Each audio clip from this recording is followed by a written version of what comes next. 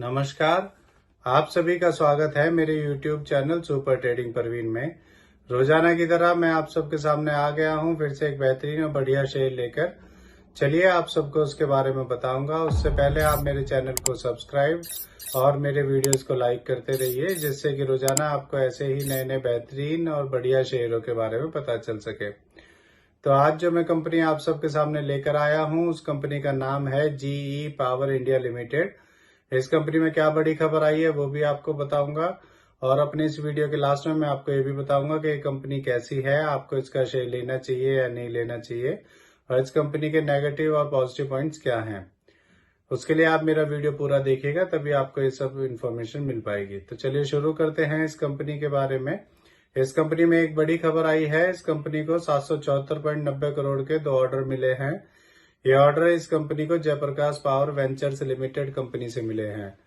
इन दोनों ऑर्डर में ये company Nigri super thermal power plant और बीना थर्मल पावर प्लांट में D&E supply, transportation, TFA for erection and commissioning का काम करेगी। ये दोनों ऑर्डर ये कंपनी 30 और 33 महीने में पूरा करेगी। चलिए आगे बताता हूँ आपको। इस खबर के आने के बाद आज इसमें 37 रुपए बढ़ गए थे और इसका शेयर 369 तक पहुंच गया था। एक साल पहले इसका शेयर 107 रुपए का था और 345 का है। एक साल में इसने 3 गुना से ज्यादा कर दिया है। सोचिए अगर आपने इसमें एक साल पहले 1 लाख रुपए लगाए होते तो आज आपके वो 3 लाख से ज्यादा हो चुके होते। अब मैं आपको इस कंपनी के बारे में बताता हूँ कि ये कंपनी करती क्या है। ये company thermal and hydro power plants के लिए engineering, procurement and construction EPC के इक्विपमेंट बनाने का काम करती है। ये company Indian equipment power generation market की एक लीडिंग प्लेयर है। चलिए अब मैं आपको इस कंपनी के नेगेटिव पॉइंट्स के बारे में बताता हूँ। इस कंपनी का इंटरेस्ट कवरेज रेशियो बहुत कम है। इस कंपनी ने पिछले 5 सालों में 6.06% की पुअर सेल्स ग्रोथ दी है, और इस कंपनी ने पिछले 3 सालों में 21.6% की रिटर्न ऑफ इक्विटी दी है। ये इसके दोनों नेगेटिव पॉइंट्स हैं। अब मैं आपको इस कंपनी के फंडामेंटल के बारे में बताता हूँ। इस कंपनी का market cap 2371 crore, PE ratio 0, ROE -95.4% और डेब्ट टू इक्विटी 13.32 है। इसके MD CEO मिस्टर प्रशांत जैन हैं और ये कंपनी 1992 में बनी थी।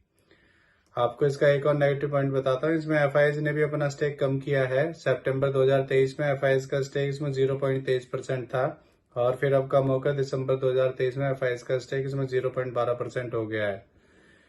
आपको अब इसके शेयर होल्डिंग पैटर्न के बारे में बताता हूँ। इसमें प्रमोटर्स का 68.58%, रिटेल का 27.43%, म्यूचुअल फंड्स का 2.83%, TIS का 1.05% और FIS का 0.12% स्टेक है। अब मैं आपको बताता हूँ कि ये कंपनी कैसी है, आपको इसका शेयर लेना चाहिए या नहीं लेना चाहिए।